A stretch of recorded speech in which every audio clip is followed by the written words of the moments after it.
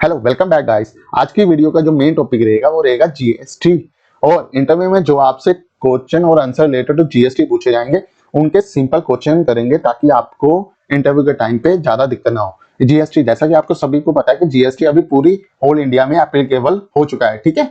और आप कोई भी फील्ड के में इंटरव्यू देने जाते हैं, फॉर एग्जांपल मैं एआर में गया या एपी में गया या एज ए अकाउंटेंट गया, तो हर एक इंडस्ट्री में जीएसटी एप्लीकेबल है, बेशक वो 0% वाली है या टैक्सेबल है, ठीक है। तो आपको जीएसटी के बारे में बेसिक नॉलेज होनी चाहिए। चलिए स्टार्ट करते हैं हम आज की वीडियो। हमारा पहला क्वेश्चन रहेगा what is GST and why was it introduce, ठीक है। अब आपको पता है यहाँ जीएसटी कब आया था। जीएसटी आया था 1 जुलाई 2017 से, पर उससे पहले क्या था? उससे पहले था वैट। एक वैट था, एक सीएसटी था, एक्साइज था। ये डिफरेंट टाइप ऑफ के इंडायरेक्ट टैक्सेस है। ये जीएसटी उन सभी का रिप्लिकेट था। GST means good and service tax, ठीक है। आपसे जब भी पूछा जाएगा कि GST what is GST, GST ये good and service tax and it is a comprehensive multi state destination based tax liable on every value additions. For example इसमें उसने एक डेस्टिनेशन बेस्ड मींस जो भी आपका कंज्यूमर रहेगा, मतलब मैं अगर सप्लायर हूं तो जो भी मेरा कंज्यूमर रहेगा, बेशक वो इंडिविजुअल रहेगा या बॉडी कॉर्पोरेट रहेगा, उसके बेस पे जो डेस्टिनेशन बेस्ड टैक्स लगेगा वो टैक्स उसी को एडिशन बेस पे देना पड़ेगा, वो कहलाएगा जीएसटी, ठीक है। फॉर एग्जांपल मैंने कोई 100 रुपए की प्रोडक्ट बाई की, ठीक है, उस पर लगा 5% जी, मेरे को प्रोडक्ट की वैल्यू पड़ी 105 रुपए, ठीक है। और वही सेम प्रोडक्ट मैंने सेल किया 200 रुपए पे, ठीक है, उस पर जीएसटी लगा 5% के हिसाब से 10 रुपए, ठीक है। टोटल सेल वैल्यू है 210 रुपए।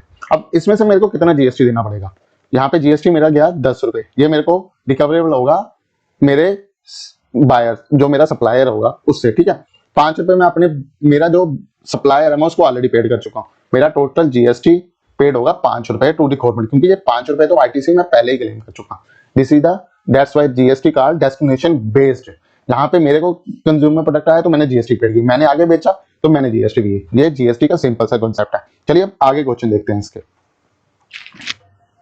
सेकंड क्वेश्चन रहेगा what is the maximum limit for GST. यहाँ पे आप मोस्ट ऑफ कैंडिडेट कंफ्यूज हो जाते हैं, बट कई बार उनसे पूछा जाता है what is the minimum limit कोई नहीं। अगर आपका बिजनेस महीने का 10 लाख भी कर रहा है तो आप जीएसटी ले सकते हो, क्योंकि कई कंडीशन में क्या होता है, जब आपने अमेजोन या कोई ऐसे कंपनी के साथ काम करना होता है बिग बॉडी, तो आपसे जीएसटी मांगते हैं। तो इसलिए मिनिमम लिमिट कोई नहीं है। मैक्सिमम लिमिट क्या है? 40 lakh for goods and 20 lakh for services. Goods means जो आप ट्रेडिंग करते हो, जो मीन्स तो ट्रेडिंग गुड्स जो एक बायर एक मैन्युफैक्चर B2C को बेचता है फिर आगे रिटेलर बेचते हैं, तो वो उनकी मिनिमम लिमिट है 40 लाख। और सर्विस मीन्स जिस किसी प्रोडक्ट की आप सर्विसेज देते हैं, फॉर एग्जांपल मैं यहाँ पे सर्विसेज देता हूँ फॉर ए टैक्स कंसल्टेंट की, तो मेरी सर्विस की मिनिमम लिमिट है 20 लाख रुपए। अगर 20 लाख से ज्यादा की ट्रांजेक्शन में साल में करता हूँ तो मेरे को जीएसटी लेना पड़ेगा। और स्पेशल कैटेगरी स्टेट में जो लिमिट है वो 20 लाख रुपए है।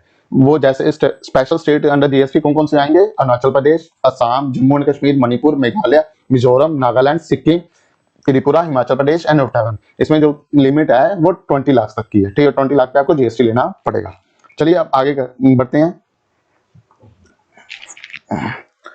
थर्ड क्वेश्चन है what is the GST rate structure. क्या रेट स्ट्रक्चर है? 0%, 3%, 5%, 12%, 18%, 28%। अब ये कैसे बाइफरकेट है? Essential item are tax at the lowest rate while the luxury item and sin goods are tax the highest rate, ठीक है। जो भी एसेंशियल आइटम्स होंगी वो 0 से 5% के अंदर फॉल करती हैं, और जो भी लग्जरी आइटम होंगी वो 12 से 28% की। आपने देखा होगा कि टेक्सटाइल इंडस्ट्री में जो फैब्रिक मैन्युफैक्चर है, ठीक है, अगर वो 100 बिलो देन 1000 के कम के प्रोडक्ट बनाते हैं, यहाँ रिटेल आउटलेट में आपने देखा होगा कि एक प्रोडक्ट है 9999 में सेल हो रहा है, उस पर 5% की जीएसटी है। और वहीं अगर प्रोडक्ट 1399 का है तो उस पर जीएसटी रहेगी 12%, ठीक है। तो ये बाइफिकेशन on the basis of lower tax rate और हायर टैक्स लग्जरी आइटम और क्या नाम है एसेंशियल आइटम को बाइफिकेट करने के लिए है। चलिए अब आगे बढ़ते हैं। What are the different type of GST. कितने टाइप के जीएसटी होते हैं? 4। मोस्ट ऑफ जानते होंगे कि 3 टाइप के हैं, नहीं 3 नहीं 4 टाइप के। हम यूजुअली 3 करते हैं, 4 बहुत ही कम यूज करते हैं, तो इसलिए टोटल टाइप ऑफ जीएसटी कितने हैं? 4। CGST, HGST, IGST, UTGST. अब इनका यूज कैसे होता है?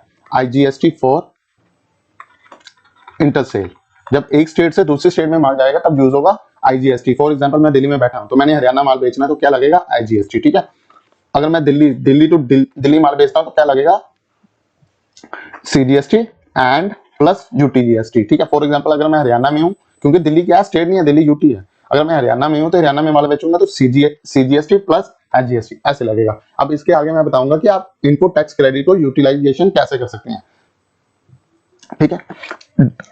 Explain the concept of the input tax credit. अब इनपुट टैक्स क्रेडिट क्या होता है, मैंने पहले क्वेश्चन में आपको बताया था कि मैं जो भी जीएसटी प्रोडक्ट आगे सेल करूँ, मैंने तो किसी से खरीदे होंगे, तो वो जो खरीदने पे मेरे को जीएसटी लगा था 5 रुपए, वो क्या था, मेरा आईटीसी, ठीक है, वो क्या था, मेरा आईटीसी।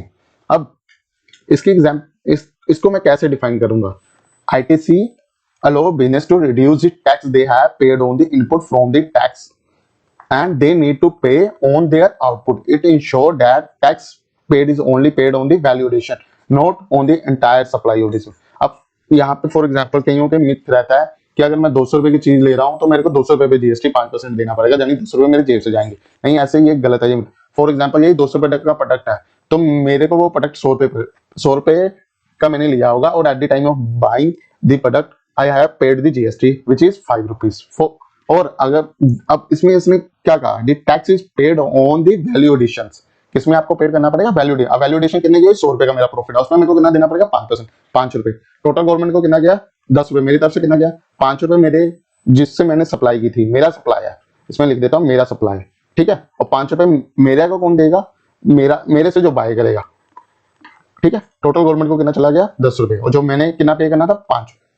मैंने थोड़ी कुछ पे किया, मैंने तो जो मेरी रिकवरी आई और जो मैंने ऑलरेडी पेड किया था, तो वो मेरे जीएसटी डिपार्टमेंट को चला गया, ठीक है। अब इसका यूटिलाइजेशन कैसे करना होता है, अब फॉर एग्जांपल सभी को तो यही लगता है कि अगर मैंने सीजीएसटी ले लिया या आईजीएसटी ले लिया तो मेरे को गवर्नमेंट को टैक्स देने की जरूरत नहीं है, ऐसा नहीं। सबसे पहले लाइबिलिटी जो सेट्स होती है ना, वो होती है बेस्ड ऑन आईजीएसटी, ठीक है।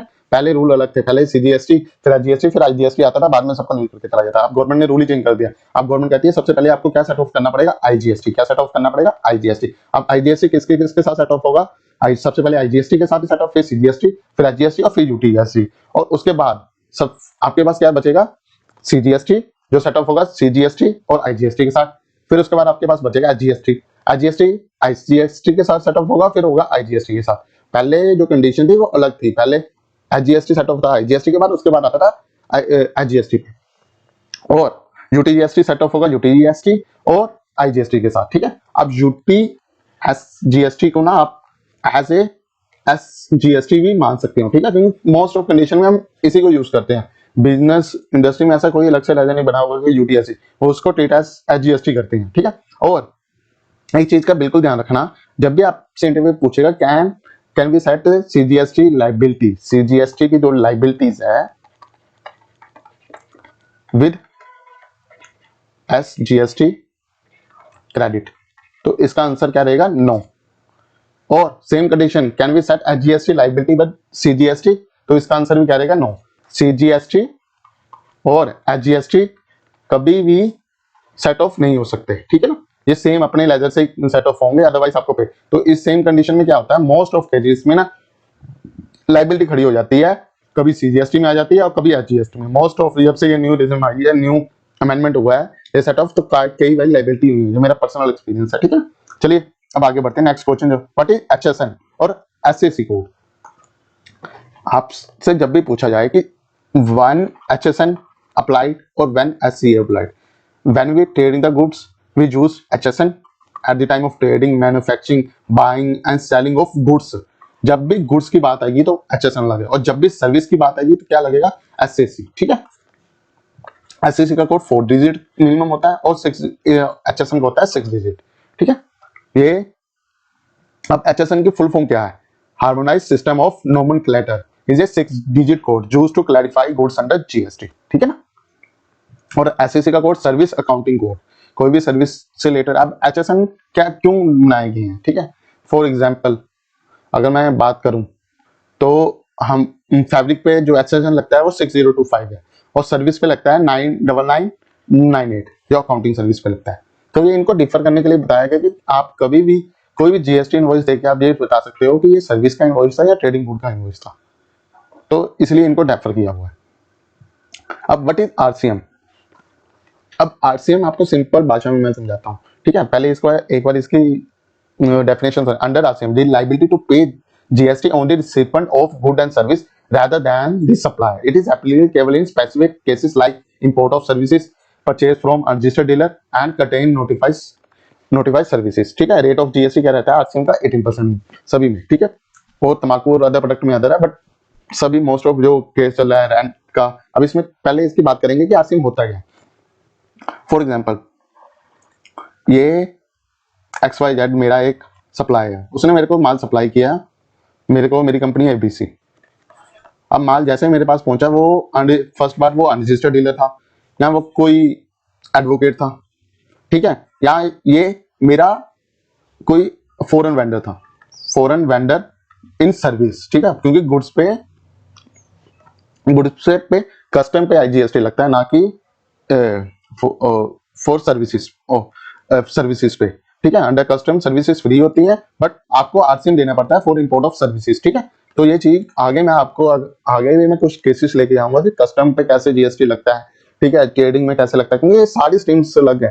ये आपको ऊपर से, यानी ये जो नॉलेज दे रहा हूँ, ये 1 और 2% नॉलेज ऑफ जीएसटी, कि आरसीएम कैसे है, कैसे इसको आप ले सकते हो, कैसे इसका बेनिफिट लेना आपने, कैसे इसकी पेमेंट, क्योंकि इसके चलान भी अलग बनते हैं।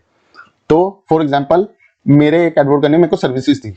अब एडवोकेट तो जीएसटी में आता ही नहीं, वो एग्जम्प्ट है जीएसटी में, तो इसकी जो भी सर्विसेज मेरे को लेंगे, मेरे को उस पर देना होगा RCM. This is called reverse charge mechanism. और फॉर एग्जाम्पल, मेरी ये कंपनी है एबीसी, ठीक है, ये इस प्रीमिसिस में रह रही है, ये प्रीमिसिस है किसी रामश्याम का, और ये रामश्याम जी हैं अनरजिस्टर्ड डीलर। अगर ये पर मेरे को हर मंथ इनको रेंट देना है, रेंट है 1 लाख रुपये, 1 लाख हर मंथ पर मंथ, और अब मेरे को इन्हें हर मंथ जो रेंट पे पेमेंट तो देनी होगी, बट गवर्नमेंट क्या कहती है कि अगर आपको ये सर्विस वेल करनी है, आपको इसको एज ए एक्सपेंस ट्रीट करना है, तो आपको मेरे को देना पड़ेगा जीएसटी। जीएसटी कितना होगा 18%, ठीक है। और फॉर एग्जांपल, ये मैं अडोब की सर्विसेज लेती है मेरी कंपनी, ठीक है। अब अडोब तो बाहर की कंपनी है, अब मैं उस एक्सपेंस को ट्रीटेड क्या करता हूँ, सॉफ्टवेयर एक्सपेंस। अब सॉफ्टवेयर एक्सपेंस जो भी ट्रीटेड होता है, वो तो अब एक्सपेंस में आपने अगर एक्सपेंस को ट्रीटेड करना है, या तो उस पर टीडीएस कटा होना चाहिए, टीडीएस कटेगा 195 में, और गवर्नमेंट कहती है कि इस पर अगर जिसमें 195 लगेगा, बाहर से सर्विस लगेगा, उस पर आपको देना पड़ेगा जीएसटी। जीएसटी कितना लगेगा 18%। इसकी जीएसटी की पेमेंट कैसे करोगा, थ्रू आरसीएम। आरसीएम का सिंपल सा फॉर्म ये है, यू हैव टू पे the GST on good and services rather than the supplier. For example, the GST to pay GST on the shipment of good and services rather than the supplier. आपको GST की services पे करनी पड़ेगी for rather than the आपके supplier. GST का concept यही है ना कि आपको आपका बायर, जो आप जिससे आप बायर कर रहे हो, उसको आप जीएसटी के पैसे दोगे फॉर इनपुट, बट आरसीएम के केस में अलग है। अब बट जीएसटी, अब जीएसटी क्या होता है, good service tax identification number, ठीक है।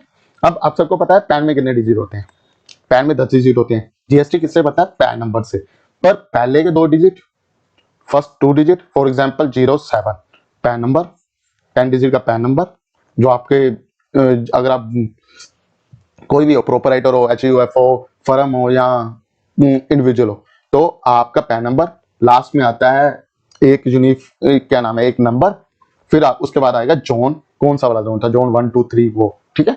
पहले 2 डिजिट डिफाइन करते हैं आपके स्टेट को, फॉर एग्जांपल जेएंडके का 01, पंजाब का 03, 02 हिमाचल का, 07 दिल्ली का, और 09 किसका है, यूपी का, ठीक है, ये है स्टेट को, और 06 है हरियाणा। फर्स्ट 2 डिजिट आपके डिफाइन करेंगे आपकी स्टेट को, और 10 डिजिट और लास्ट के 3 डिजिट डिफाइन करेंगे आपके स्टेट्स को, ठीक है। ये 15 डिजिट का जो कोड रहता है, ये बेस्ड ऑन यही कोड कहलाता है जीएसटी का unique identification number. What is E way bill. अब ई वे बिल क्या होता है, जब भी हमें गवर्नमेंट क्या कहती है, ये ई वे बिल आया था 1 फरवरी, ये जीएसटी के साथ ही आया था, फरवरी 2018 को, क्योंकि मुझे याद है ये डेट, इसमें साइट क्रैश हो गई थी, और फिर 10 दिन बाद गवर्नमेंट ने इस वेबसाइट को फिर से रीलॉन्च किया था, क्योंकि first eight the time of पहले दिन इस पे 10 लाख से ज्यादा यूजर आ गए थे। अब गवर्नमेंट क्या कहती है कि जब भी आपने 50,000 की गुड्स, ना कि सर्विसेज, गुड एक जगह से दूसरी जगह पहुंचानी है, तो उस पर क्या लगेगा, जीएसटी, ठीक है। और अगर वो रेंज 10 किलोमीटर से ज्यादा है, ठीक है, तो क्या लगेगा, जीएसटी का e way bill, GST, sorry GST नहीं, जीएसटी का ई वे बिल। और दिल्ली में इसकी लिमिट क्या है, 1 लाख रुपया। सिंपल से वर्ड में कि अगर आपको माल, अपनी गुड्स एक जगह से दूसरी जगह लेकर जानी है तो आप पे क्या आपका अगर बिल 50,000 से ज्यादा है तो आपको ई वे बिल होना मैंडेटरी है। ई वे बिल की रजिस्ट्रेशन अलग से होती है जो बेस्ड ऑन होता है आपके जीएसटी पे। अब किन किन केसेस में ई वे बिल नहीं लगेगा, जहां तो आपका इनवॉइस 50,000 से नीचे है, ठीक है, 50,000 से नीचे है, यहाँ तो उसकी लिमिट, ठीक है, जो आप पिन कोड है वो इन बिटवीन 10 किलोमीटर है, तो आप 10 किलोमीटर की रेंज में आप पे कोई भी ई वे बिल नहीं लगेगा, ठीक है। ये थी ई वे बिल अंडर जीएसटी। अब टाइप ऑफ जीएसटी रिटर्न, कितने टाइप्स की जीएसटी रिटर्न होती है, मल्टीपल टाइप ऑफ की 10 तक, जीएसटी 1 से लेकर जीएसटी 10 तक रिटर्न होती है।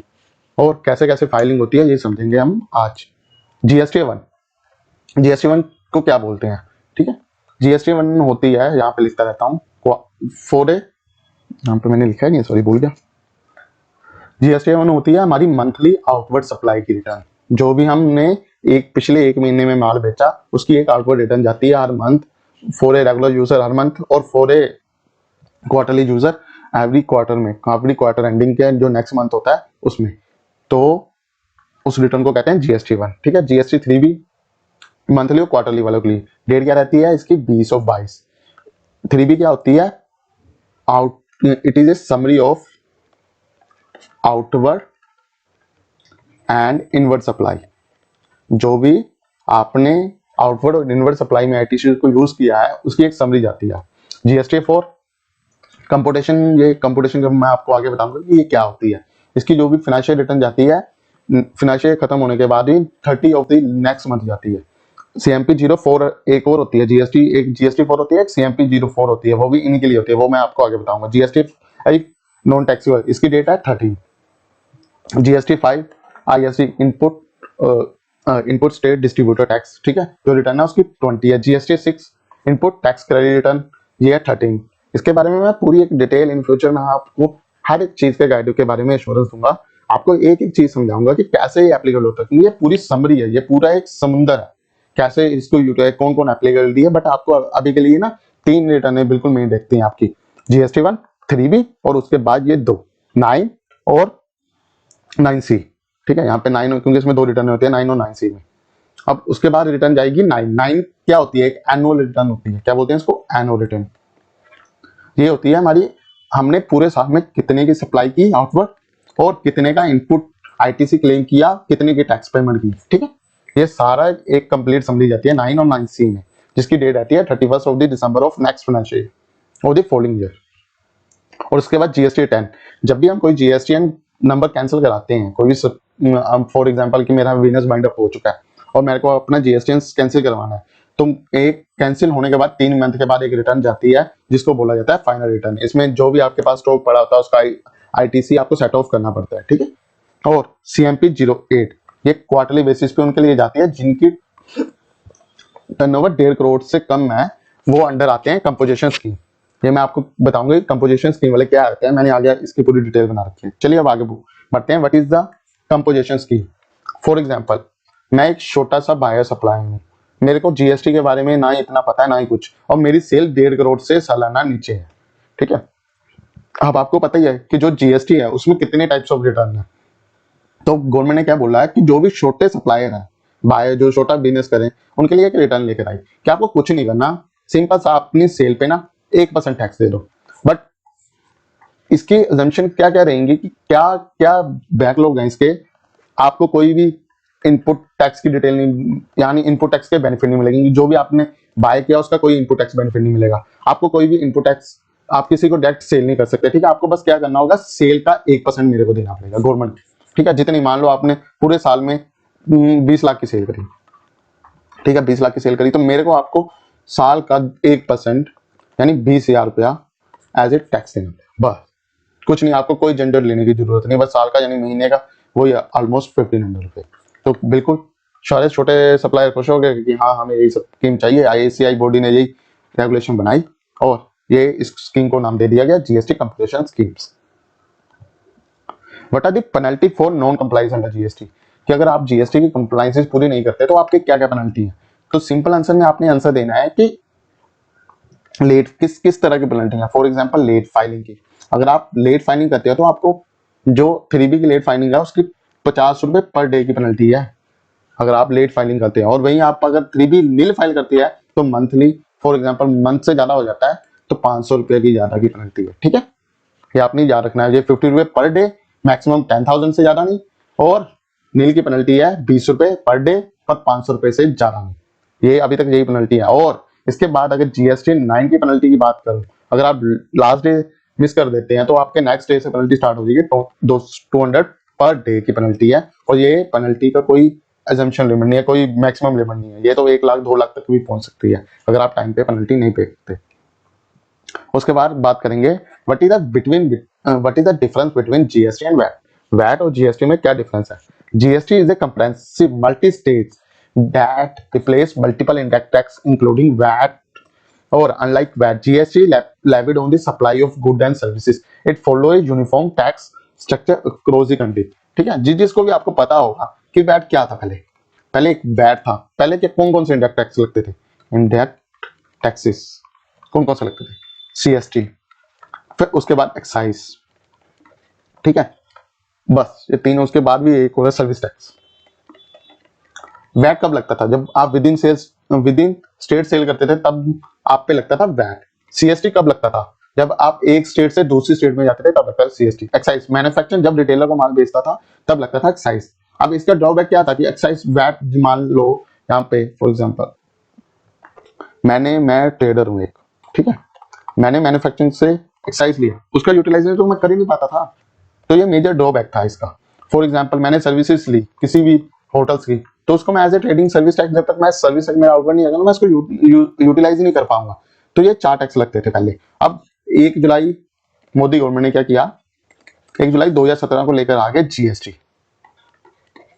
ऑल ओवर इंडिया एक टैक्स एक रेट।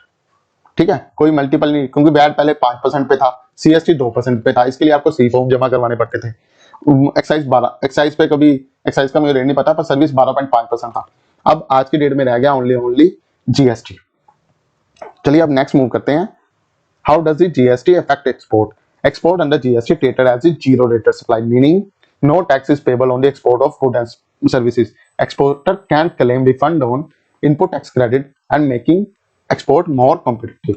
जब भी आप माल इंडिया से फॉरेन कंट्री में बेचेंगे कोई GST नहीं लगेगा। ठीक है, बट इसका मतलब ये नहीं है कि आपको GST लेने की जरूरत नहीं है। आपको GST की सेल तक भी GST1 में दिखानी पड़ेगी। कहाँ पे दिखानी पड़ेगी? GST1 में। और इसका जो भी आपने eight the time of buying goods, ये तो है नहीं कि सेल कर, जो आपने सेल किया वो कभी खरीदी ना हो, उस जो भी आपने माल खरीदा होगा एट द टाइम हो, आप उसका इनपुट टैक्स क्रेडिट ले सकते हैं। ठीक है, what is the GST TDS?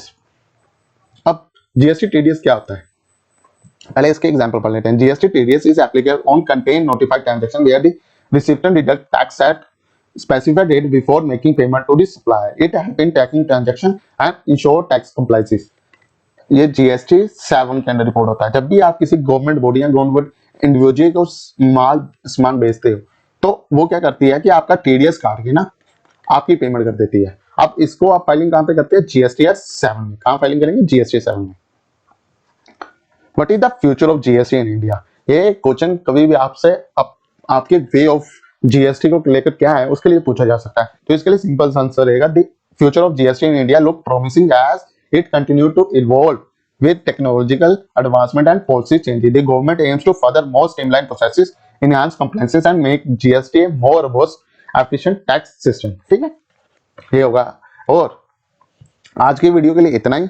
जो भी कैंडिडेट GST से रिलेटेड क्वेश्चन और आंसर सीखना चाहता है, ऐसे ही हमारे चैनल को फॉलो करें, क्योंकि हम अकाउंट बेस्ड मटेरियल बना रहे हैं जो भी हेल्प करेगा आप for a getting an interview.